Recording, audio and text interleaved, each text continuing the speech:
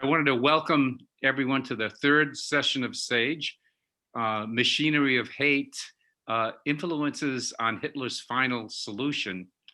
Hope you received the email that was sent out on Thursday, March 18th with the link and the pre-reading material, and we're able to read it. Format today, we're going to have presentations by Donna, Tarney, and Rabbi Knight, and we're going to try for 2 breakout sessions and see how that works out. Now to Rabbi Knight. Well, thank you. I am so glad to have Donna here as well, and we're going to jump right in with Donna leading the way. Thank you, and good morning to everyone. So I am so excited to unpack this lesson with you. And the first thing I would like to ask you is, do you have any questions about the readings that I sent out? We're just going to spend a couple of minutes in the large group here, kind of breaking that open. So before I tell you anything new, anything more, you received a lot of information. So feel free to raise your hand, and I will watch the participant box for raised hands if you have a question or a comment about the readings that were sent out. And okay, and we have one person raise their hand. That would be David. Go ahead and unmute yourself. Sorry, I didn't get the readings until 20 minutes ago. I don't know if anyone else is in the same situation, but I'll be uncharacteristically quiet for much of this. But I'm very interested in what you have to say while I try to read and listen at the same time. No problem. And I'm sorry about that. Nancy, go ahead. Yes, I have a question. In Germany, when the Jews were not considered citizens, were they able to leave? Did they have a passport? Because I wondered about that, how many had left, or if they were able to leave, in fact. Right. So at the very beginning, before Germany invaded Poland, during the process of anti-Jewish legislation, and then finally the enactment of the Nuremberg laws, many Jews did leave Germany. They were mostly upper class that had money and had resources to help them leave the country. And there were also people who were who knew that something bad was going to happen. No one, of course, knew exactly what was going to happen, but these were people that said, this is not good. It probably won't get better anytime soon. Let's just get out of here. The passport and visa process is the same that it was today, so it took time. Approximately 35,000 Jews left Germany before the outbreak of World War II. But considering that Jews were only 0.2% of the German population, there were still approximately 500,000 Jews left in Germany at the outbreak of World War II. Thank you. Donna, I have a question. Michael Norman. Yeah, go ahead. Comment. I was fortunate enough to get the handouts. They were wonderful. They were really, really good. And I hope that everybody will get a chance to look at them, even if it's afterwards. I think that they made a very nice triumvirate. If you read the Nuremberg laws and Jim Crow evolution and compared them, and then went to the melting pot that pulled that all together as an article, it was, I learned a lot. Thank you. And the person who is identified as iPhone said, I thought Hitler wanted the Jews to leave. And that is true. He did want the Jews to leave, but at the same time, he wanted to get everything out of them that they possibly could give him. So by the time that the Nuremberg laws rolled around and more Jews wanted to leave Germany because now they were denied citizenship, there was a complex system that Jews had to navigate to leave. And it involved giving most of their money and possessions over to the government.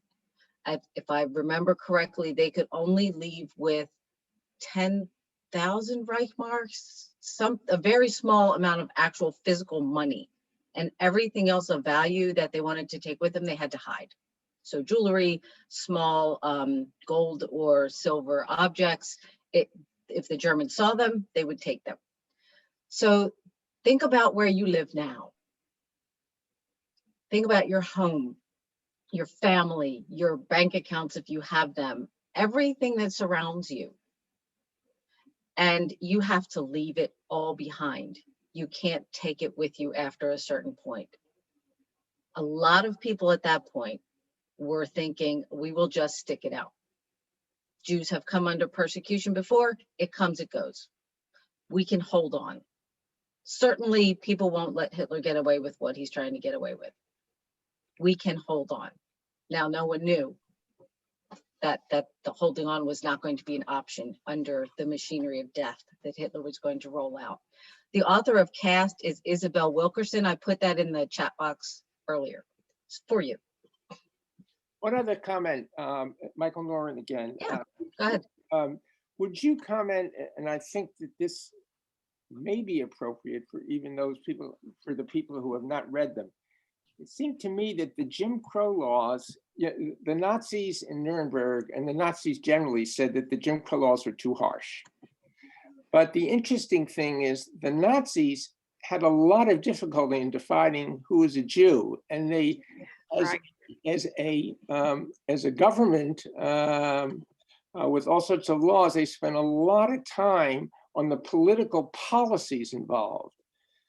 Whereas the southern states, after the slaves were free, focused really down on the minutia, like walking along the streets, if you were black versus white, and things of that sort. It was not, and they were crafted by people who were not policymakers, who were not politicians. Can you explain that as the difference in those two? So when we talk about the Nuremberg laws, we are literally talking about the laws that deny citizenship to Jews and Mischlinge and the other classes of Jewish people. So they are most comparable to the anti-miscegenation laws in the US that controlled who could marry whom, whose offspring was considered white or black or Indian or Chinese or whatever the categories were at the time. The Jim Crow laws are most comparable to what we call the anti-Jewish legislation, which is a Jewish person has to step off the sidewalk when a Nazi walks by or a non-Jew walks by. The Jews could not ride transportation. Jews could not own telephones or bicycles. So there's two different things that people get confused. The Nuremberg laws were the federal, if you want to say it, legislation about race and citizenship. And they looked at the anti-miscegenation laws in the US for that specifically. And that's some of the laws that they thought were too harsh. And we'll talk about that. The Jim Crow laws were meant to segregate the population of Jews from the population of non-Jews in Germany. And we will also look at that when I do my little PowerPoint here in a minute. Sarah, you had a question? You're gonna have to unmute yourself because I just muted you again. Just a comment on Thomas Jefferson, Okay. who thought that maybe we should all be one race and intermarry. And then it came to the census, and he had free white men, free white women, and then other on the census, so that there was such an inconsistency on the way people were thinking and doing. Thank you. Yes, that is absolutely true. And Thomas Jefferson is one of those terribly complicated people who wrote such wonderful things, and in his actions, he did not follow through on what he taught in many, many ways. Oh yeah, and he never freed them. So yeah. Okay, so any other comments about the readings? Anything else? Any other questions? Yes, Judy. My mother was there and said, at that time, you're probably talking about 38 and 39, because she was able to get out at the end of 39 on the last boat to America.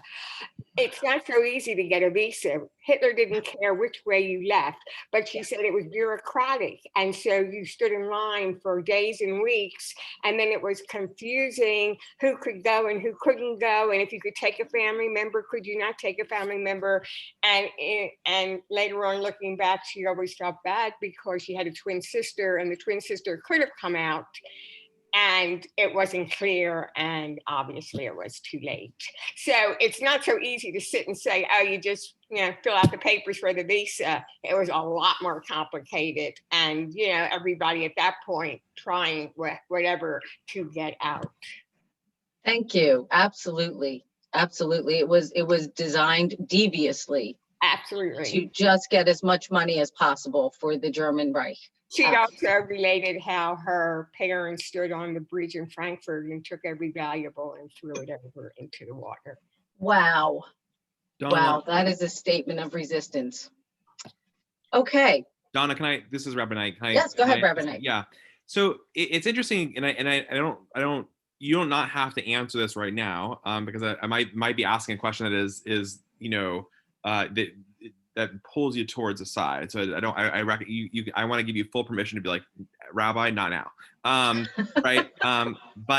But there is a question that I think that does sort of exist for us, which is partially also, what does it mean that for us as Jews, that Nazi Germany looked towards the United States for validation and or guidance in creating laws and or processes, anti-Semitic legislation that was modeled after how Black people were treated in the United States. Number one, and number two, as sort of a part of that, we didn't create the system here, but we are responsible for the system that does exist, right? That it continues to be perpetuated.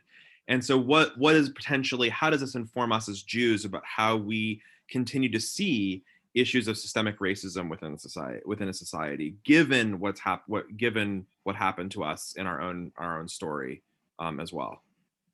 Ooh, that's really good. We're going to save that to the end when we come back. But as you hear this information, let's think about that. Let's keep that in our minds. And yeah, that's excellent. And I'm going to share my screen now and just give you a little bit more detail about the process and a couple of things that you might not have known about happening in Nazi Germany.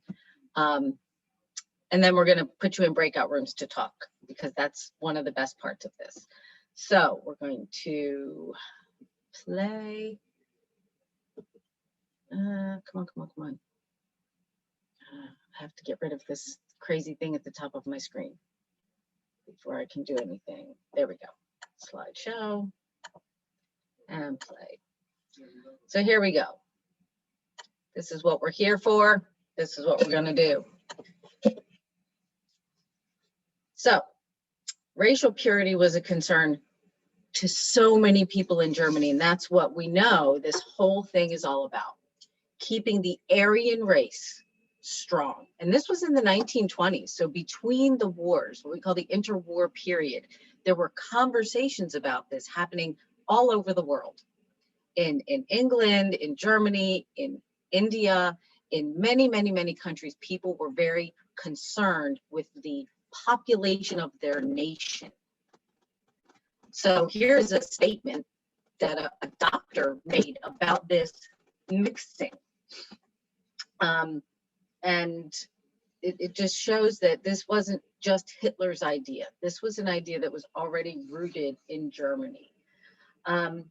Now, little known part of this history is what I'm going to share with you, is that in that interwar period, France occupied a part of Germany called the Rhineland. It was between France and Germany.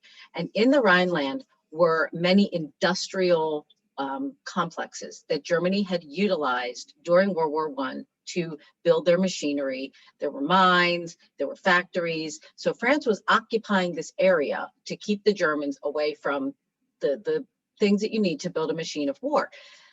Many of those soldiers came from Africa. France had fought in Northern Africa. Many of the soldiers there who fought with the French were Africans. And they sent these the colonizers, or the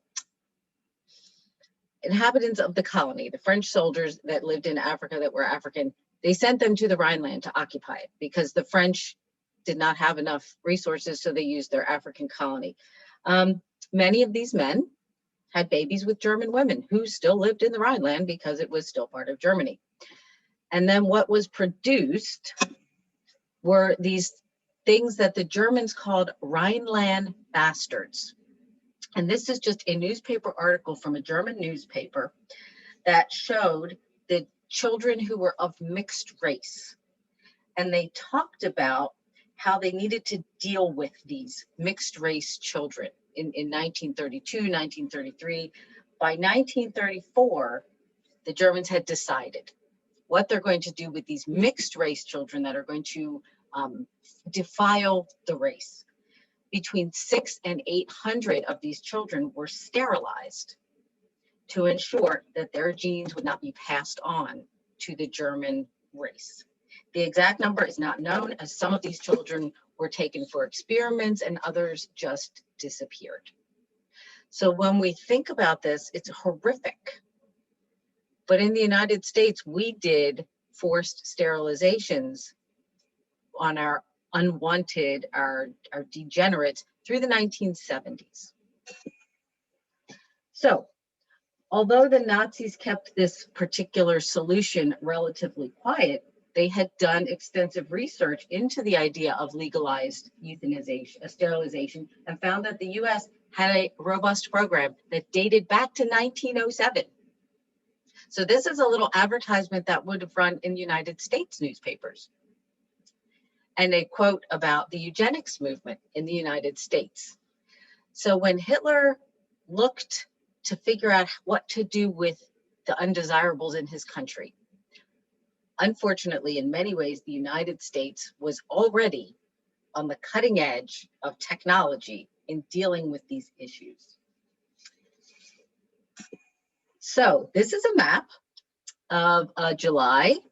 In July 1933, a series of laws were passed which institutionalized the study and practice of eugenics in the United States and removed many social privileges from people in our country. In Germany, the same thing was happening. Here is a map of legalized eugenical sterilization in our country from 1935 onward. Almost every state in our country had legalized sterilization laws to pursue the best race possible in our country. Causing harm to the honor of the race. So this is a picture of a man who was terribly wounded in World War I. He was sterilized because at the time in Nazi Germany, they thought that his brain injury could somehow hereditarily be passed on to his offspring. So they didn't quite have the understanding of what's happening inside the human body, but they knew that people could pass along heritable traits. They just weren't sure what those heritable traits were. So many of the World War I veterans in Germany, even who were German, were being sterilized for the good of the race. So all of this eventually gets applied to Jews en masse. And here's a lovely quote. There is today one state, nation, in which at least weak beginnings toward a better concept of citizenship are noticeable. Of course, it is not our model German Republic, but the United States. And this refers to the sterilization.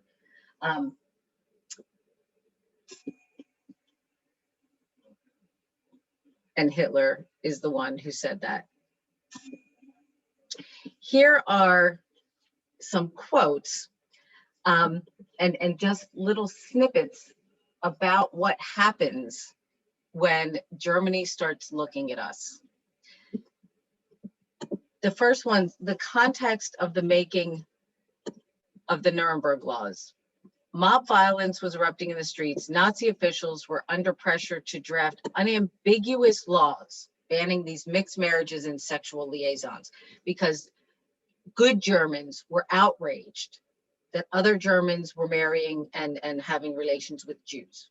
You know, male, female, male, didn't matter. Every quote unquote good German, Nazified German, was horrified at the prospect of a mixed marriage in this way. Much like in the United States, in the South, people were outraged when African Americans would have relations with whites, or even when poor young African American men would whistle or look at a white woman the wrong way.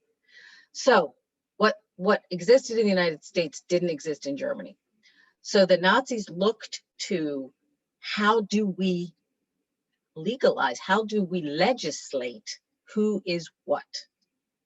And in the United States, they found the anti-miscegenation laws of in Germany, they found our laws. Now, the one thing that they were very irritated with, and I'm going to stop sharing for a moment here. Stop sharing. There we go. They were irritated at the United States with the fact that we would change arbitrarily who was what race. For instance, in Alabama, they had the famous one-drop rule. If there was one drop of African blood in your veins, you were Black. Now, how you figure out one drop, I don't even know, but that was their deal. The Nazis thought that was too harsh. That went too far. Even the 132nd rule, they thought that was too harsh, because the Germans, the Nazi Germans, felt that if you had a majority of white blood in you, of Aryan blood, they would have called it, then somehow that redeems the awful part of you. In this case, the Jewish part of you. In the United States, it was the opposite. If you had 132nd Black heritage, then you were totally defiled forever. So if you went from state to state, the percentage of Black blood that made you a Black, or Indian blood that made you an Indian, basically made you non-white, was different. And the Nazis were like, no, that's too arbitrary. We have to make it a national law, which the United States had not done yet. And so that's why they really studied, and they had an entire conference, the minutes of which you can find online if you like. I will give you the link a little bit later, and read the entire discussion about United States race law. And they finally decided that if you had 2 or more grandparents, then you were considered a Jew, period. Whether you had married out of the Jewishness or not made no difference. You were a Jew. And that is the identifier. And then they stripped legally the citizenship, which you read about in those Nuremberg laws. And they had to go back and amend it because it wasn't quite clear enough. Doesn't that bring into play the German penchant for order? It does, but it also brings into play the need of dictators to have absolutes. Most people who become dictators do not see the world as a malleable place in which things can change. And dictators thrive on imposing this or that, yes or no. And that helps their cause quite a bit. So the Mischlinge were sterilized. Euthanasia was rolling in the US. The anti-miscegenation laws set the stage for the Nuremberg laws, and many of our Jim Crow laws set the stage for the anti-Jewish legislation. So now it is a couple minutes beyond what I had told our organizer to send you into breakout rooms, but that's okay. You're going to get to go into your breakout rooms and discuss all of this. You can use the questions that I sent. You can use whatever's on your mind, and we will regroup in, what did I say, 15 minutes. Okay, see you back in 15.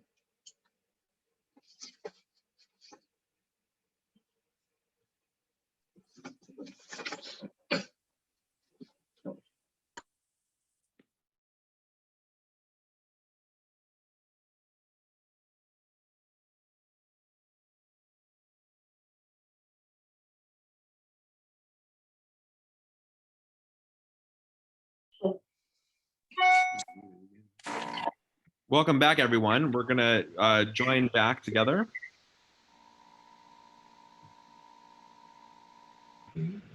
We're back. Great. Welcome back.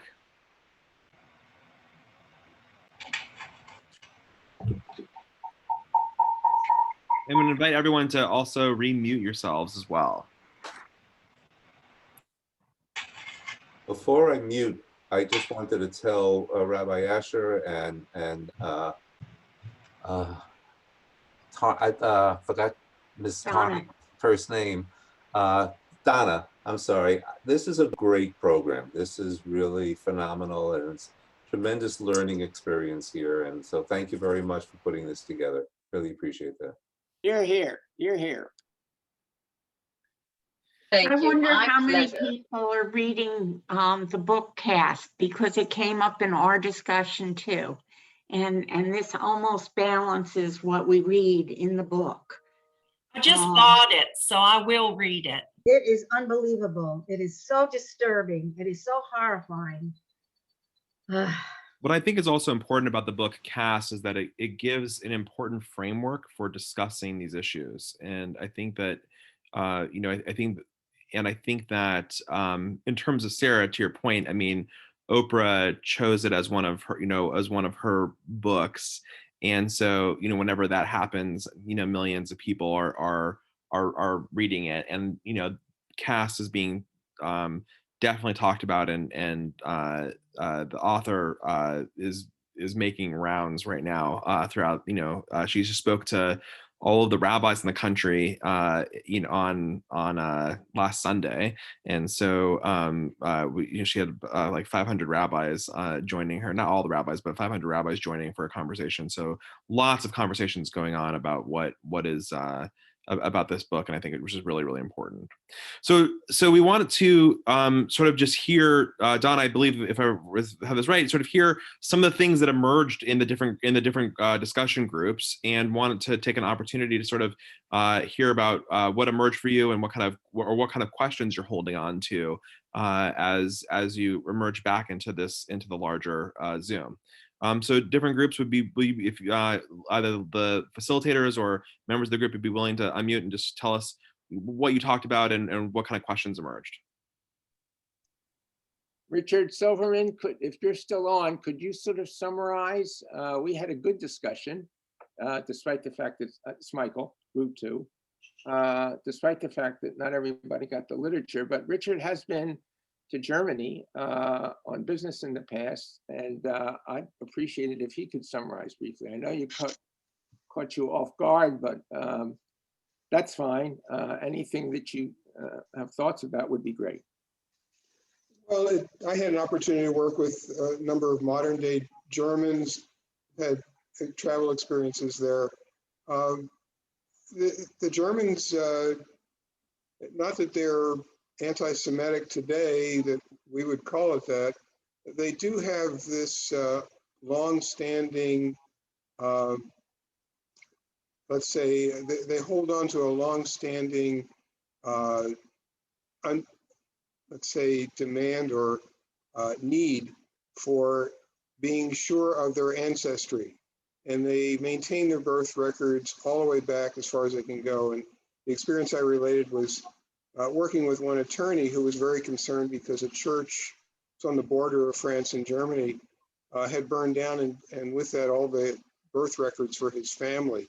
And he was concerned about whether he could get a certificate of marriage that would be clear for himself, that would show his pure ancestry. So there's a concern that goes all the way back. And the other thing we didn't point out in our discussion, but IBM from this country supplied an awful lot of equipment, the Hollerith machines, to provide Germany with the ability to handle all this data that the Nazis used to keep track of who was Jewish in the population and all the associated information. So it's an interesting view that we're given today that shows how the Nazis really studied our culture and our mechanics of our culture to exercise their policies. Thank you. That's awesome. And yes, IBM, I'm going to talk about Ford briefly. Many industries in the United States both benefited economically from having helped the Nazi machinery. Yeah. Another thing we And- talked about, sorry. I had asked Janice to say something about our group's discussion, but I'm going to butt myself in here because it was brought up about the education in the school systems in one of the articles that you sent us, that, let's say, a state like Texas, very large state, very large population, has changed the textbook histories on racism and the way things are taught. And it's kind of like, wow, I know states' rights and stuff like that, but to me, those things are not true. And I hope that some comment can be made about the different ways that we're all being educated, you know, with Fox News, MSNBC News, you know, that type of thing. Is how will we ever come together as a nation when we have a different idea of what is going on? So I hope that could be discussed. Good. I think you just gave us the topic for the next entire SAGE class. Absolutely. Because honestly, that is not a 2, 10, 15, 60-minute discussion. That is literally like the issue of our day. But thank you for bringing that up. Okay. Rabbi Gershon, were you going to say something? Yeah, I think to the point that was just made, and I think to the point that Rabbi Knight raised a little while ago, you know, when you read these articles and when we see America through the Nazi lens, and we see what they saw, and we see how incredibly racist America was, and I use that term specifically because it's not just about racist attitudes. What the Nazis show us about America was the extent to which racist law was part of America. And the problem that we have then is, for so many of us in our education, we've never been taught this. And I think it's this huge America is in denial. There's a historical amnesia about the truth of our history and our connection. So we've all been taught about what a great democratic country we've been.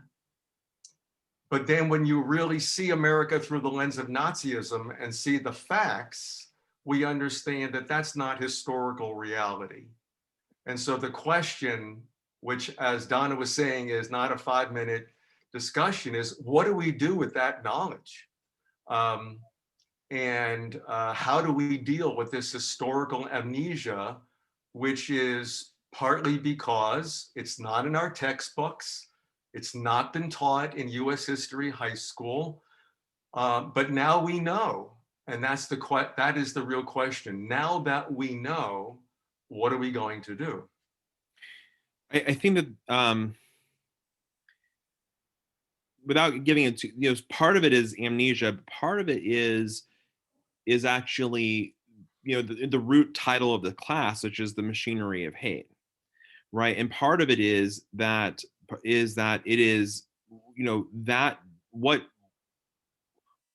the tools that are used to not teach, to or teach a false narrative or a different narrative, right? Those are actually tools that are used in order to support, whether it's white supremacy or white nationalism or whatever it might be.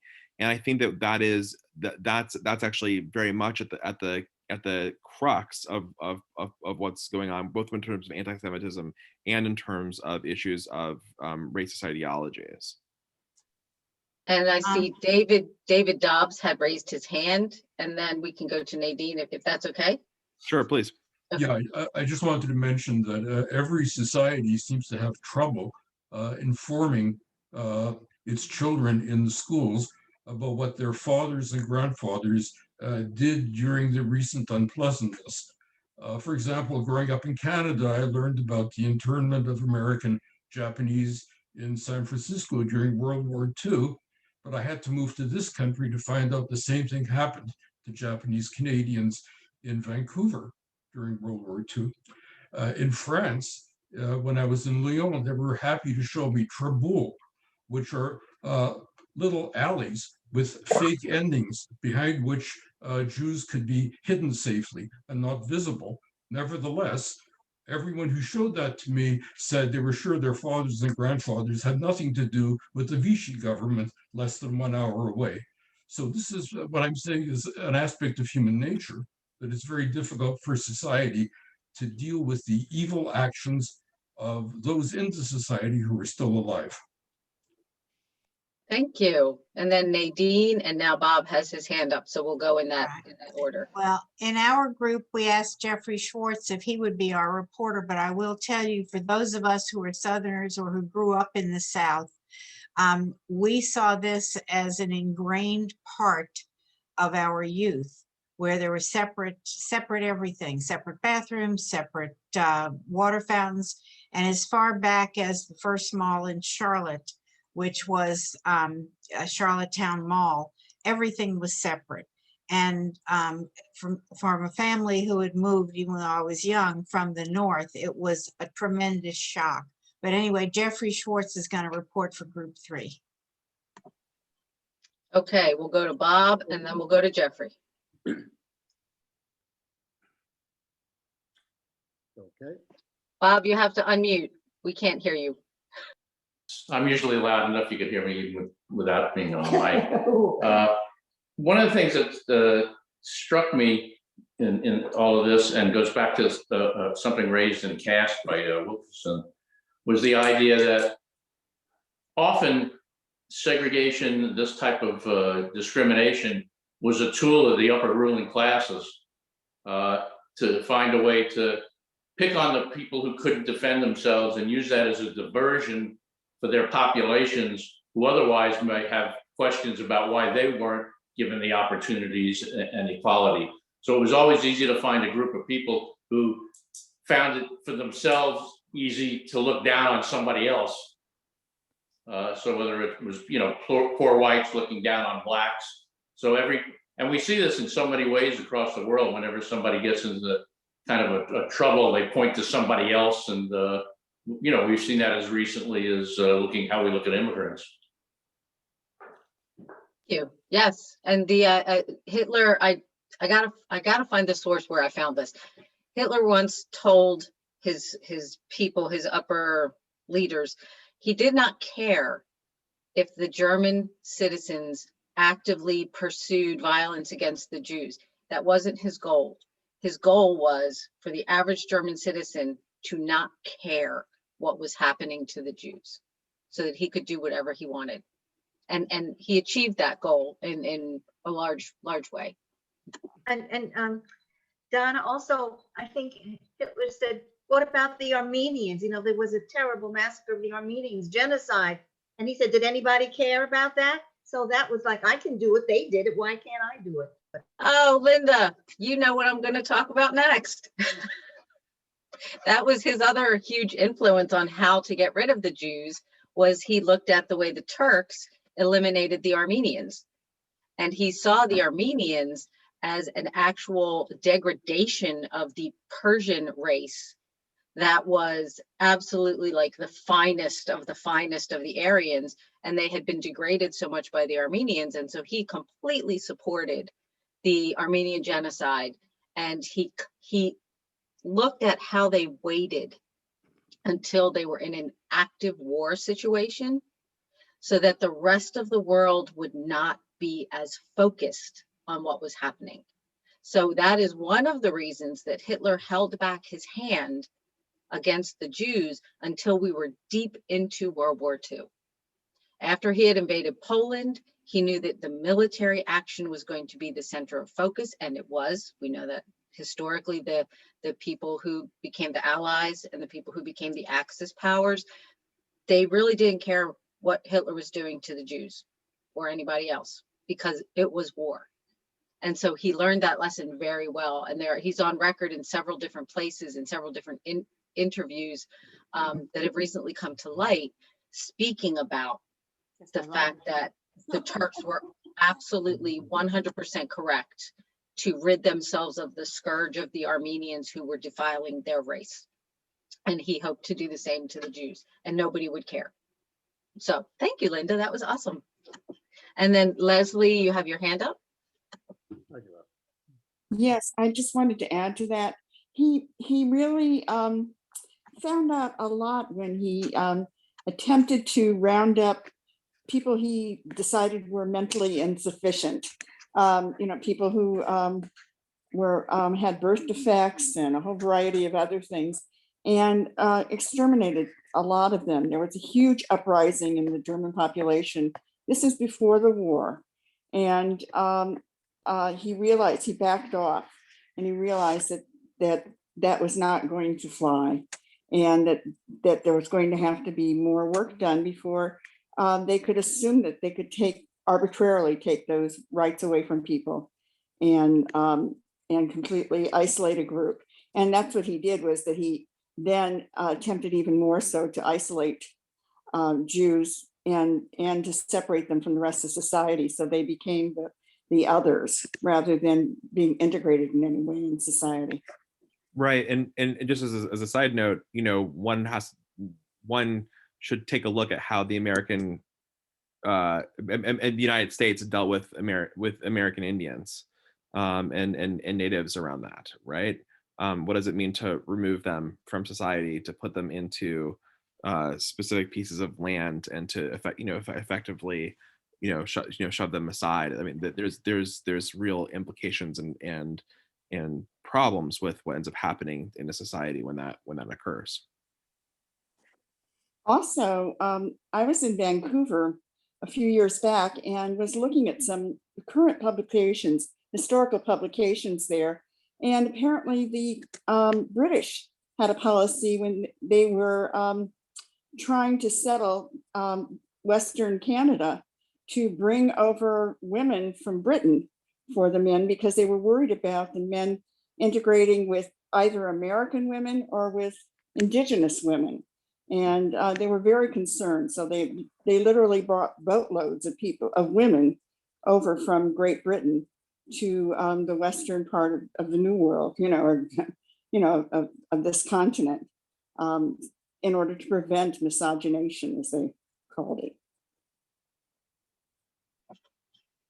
Yes, there were so many countries interested in keeping their national stock clean and clear of defilement. It was that whole, thanks to Darwin and his cohort and the world wanting to eat up this idea that there were better or fitter races, that it went crazy once it became science. You can have ideas, you can have beliefs, you can have ideals, but once you have science backing up your craziness, all of a sudden it's all good. Everybody wants to do it.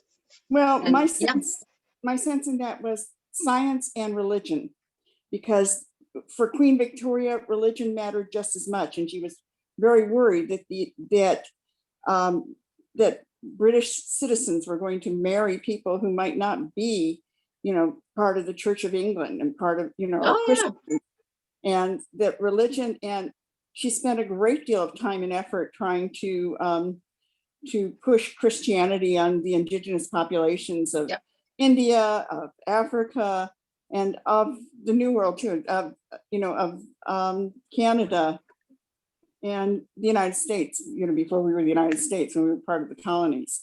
Yep. So I think that religion, was a big factor too. Absolutely. It actually all starts with religion. And again, that's a whole other conversation. I'm going to answer Nadine's question in the box, and then Bob has his hand up.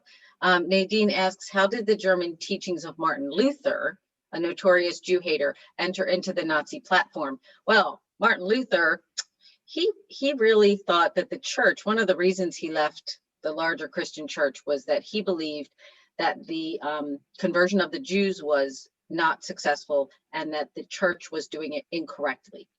So his idea was, I have a better way. Now, this was just one of his issues with the church, but my way is going to be better. I'm going to make friends with the Jews. We're going to be buddies. I'm going to gently lead them to the incorrectness of their way of thinking about this Jesus as the Messiah. And, you know, deep into his life, I think the book, Against the Jews and Their Lies, whatever the title of it is, it escapes me right now.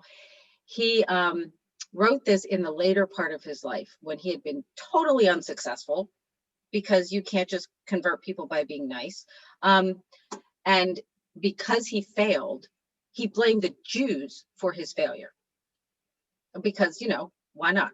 And he said the Jews were just too hard-hearted, too in with Satan, they were too corrupt to be converted. If he couldn't do it, nobody could do it.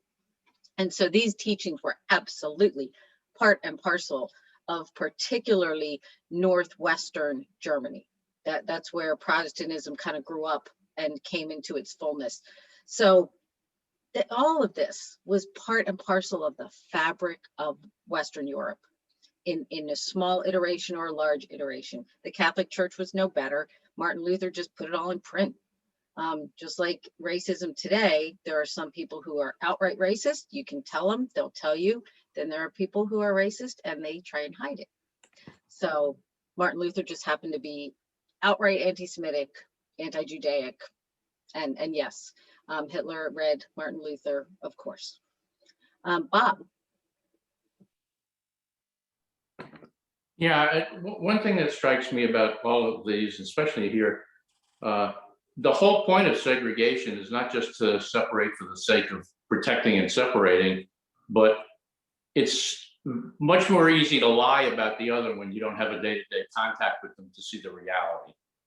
And all these laws of segregation, whether it's what happened in Nuremberg laws and the India with the untouchables and so forth, in this country with African Americans and Native Americans and so forth, all of these actions is to keep them away from contact. Because once you're in contact with people, you get to recognize that there are good people and bad people among them, just like there are with us, and that there are smart people and dumb people and so forth. And all the myths about they're all dumb or they're all oversexed or they're all whatever the myth is much easier to perpetuate when you don't have day-to-day contact with people.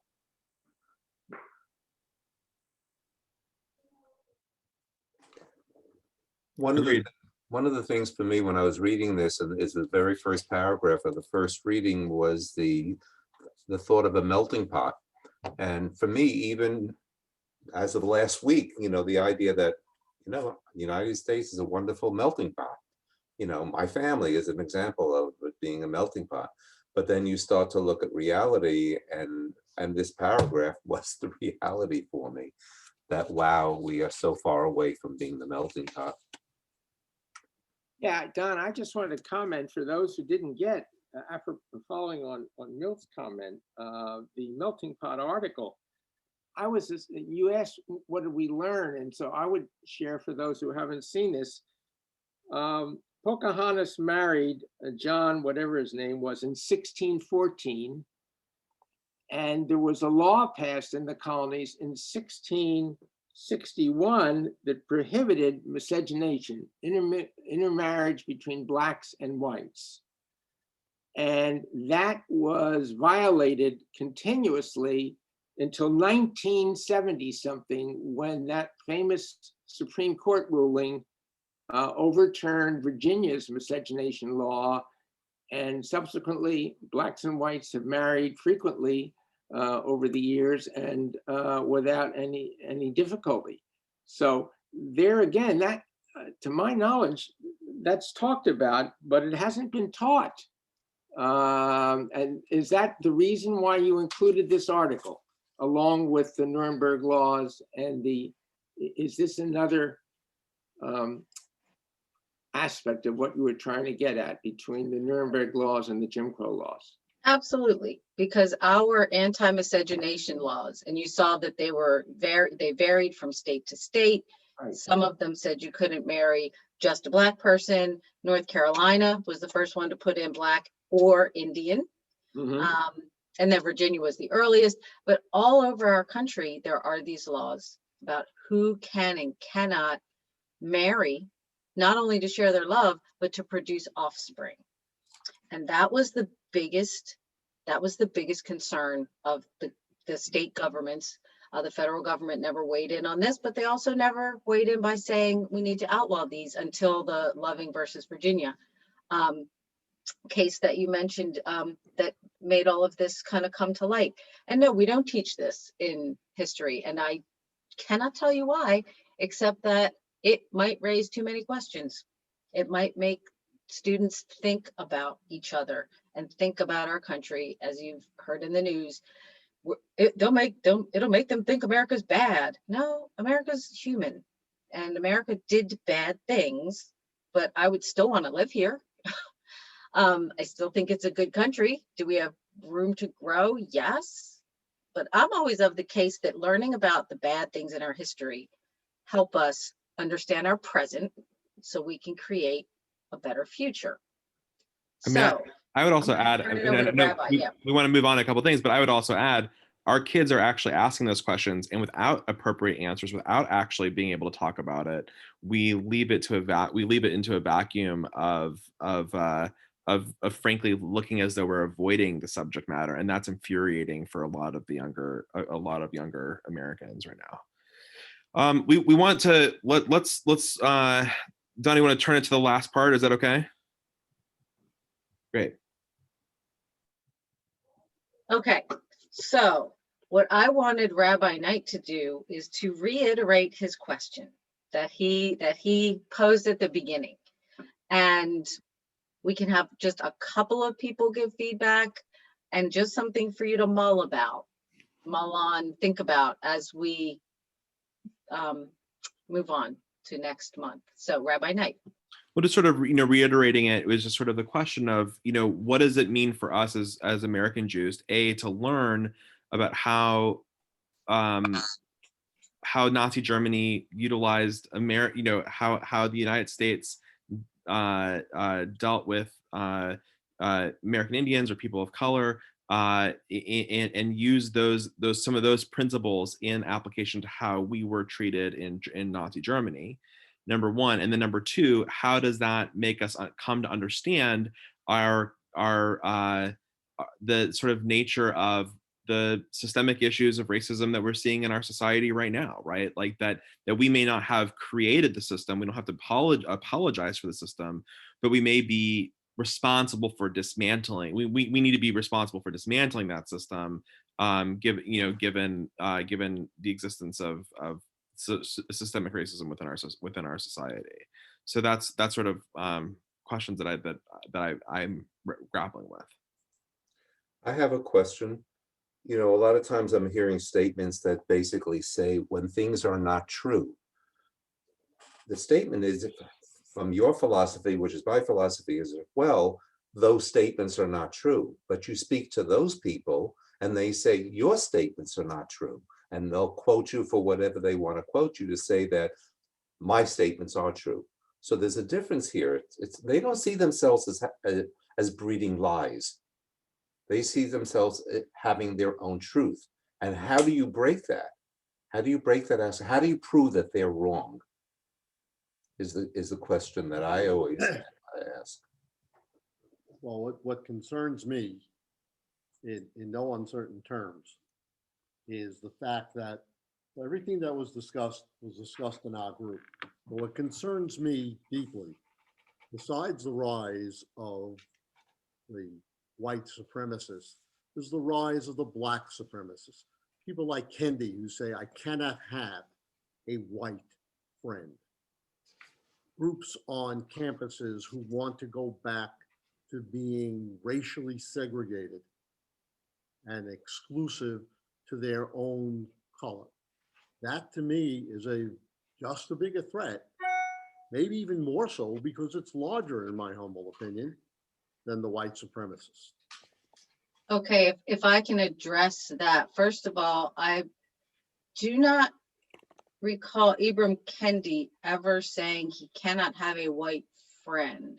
So if you can tell me where you heard that or some context, I will gladly look into that. But I'm sorry, what? That was the New York Times article. Okay, if you can forward me that, that would be awesome. Have to find it. Okay. The other thing is on campuses, there are spaces that are arising for people of color within the larger community where they can be with people of color and share experiences that the other people on the campus don't relate to. In several of the private middle schools, they have clubs where children of color or biracial children or misgendered children, they talk about their own experiences in ways that only they understand. So it's kind of like, I don't want to call it a support group because it's a place where they can share personal experiences and know that other people understand. It's exactly like having cancer survivor groups. It's exactly like having people who are undergoing treatment for rare diseases. It's exactly like parents, like my daughter had cerebral palsy. We had a parent group just for parents of children with cerebral palsy. And that doesn't mean that I never talked to my other friends about this, but I needed a place where I could talk to people who said, oh my gosh, I thought I was the only one feeling like that. You don't know how it makes me glad to hear that people stare at your child in the grocery store. You know, again, not that I can't discuss this with my other friends, but every person who is undergoing a specific struggle benefits greatly by being able to share with people who are undergoing that exact same struggle. So it's not that this is a place where you're excluding everybody else. It's a place that you're setting aside for self-care. It's also part of the Talking about self-care. also part of the LGBT community.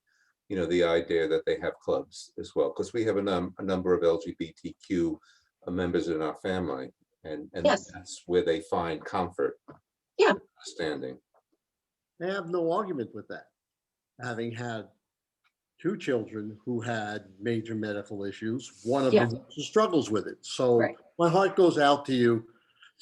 We're in the same boat. Yeah. What I'm getting at is that you look at these autonomous areas in Seattle, in Minneapolis. Oh, okay. Yeah. All of that. I understand and I recognize, because I've been part of it, the need for what you're saying.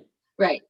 But you've got a group of people who are just, in my humble opinion, as evil as the white supremacists who say, well, wait a minute, we want to completely and totally separate. And that is a great threat to those of us who want to say, well, wait a minute, while I can't really walk a mile in your shoes because I am not a color or I do not have a child that has this issue, I can have some sympathy and empathy. That wall that's being built is a great threat to our society, in my humble opinion. Yeah, and in Seattle, it's ironic. A lot of the people who are doing that, who want to be autonomous away from the government and not under the laws, a lot of them are white, which cracks me up. And it's like, you just don't want laws. That's what you're looking at here. You just don't want laws. So they're taking a cause and kind of twisting it to their own devices. But that's a whole nother, again, and now it's 12:17. So I'm gonna let Rabbi Knight wrap us up. Okay, so first off, there's lots of things to continually to be talking about, and lots of questions, and we might need to, you know, even continue these conversations. And I'm thinking more of conversations about caste and other pieces of this that are extraordinarily important. I think that it's important for us to recognize that it's not, and I think we are hearing it like so clearly right now, that we are. That we need to be cognizant of the way that hate, the machinery of hate, is used in order to, whether it's spreading anti-Semitism or spreading racism, or if it's a type of nationalism, or however it might be used, that it's used to be able to other people. And we see it in Nazi Germany. We've seen it in the United States. And as we continue on in the path, we're going to have conversations next time on April 28th about the sort of global reactions to the Holocaust, right? So you have an event that becomes a mirror to so many, and then there's a reaction event too, and what are some of the reactions that occur because of the experience of Holocaust, and then following that is sort of the idea about how on May 26th we're going to talk about sort of hurt people, and the resurgence of modern anti-Semitism. And Rabbi Gershon is going to be, Stuart Gershon is going to be involved in helping to teach us about that. So we continue on. Thank you everyone for your participation today. Much appreciated. Can I comment, Rabbi? Yeah. That, Barnes, we talked about Isabel Wilkerson and CAST. Barnes and Noble are offering a free virtual conversation where Isabel Wilkerson is going to interview Barack Obama on Monday, the 29th at 7 p.m. Judy and I have registered for it. It promises to be interesting, and I suspect that these issues will be touched on by two people who've written about them. I just wanted to comment on March 29th? Huh? March 29th? March 29th at 7 p.m. Barnes and Noble is going to be on Zoom, and Isabel Wilkerson will be interviewing Barack Obama. Michael, can you send the link to that to Tracy's, and then Tracy can send it out to all of us? Yeah. Yeah. Thank you. Super. BarnesandNoble.com. Thank you. That's it. All right. Thank you, everyone. Thank you. Thank you. Herb, as always. Yes. Great meeting. Can I ask, is the rabbi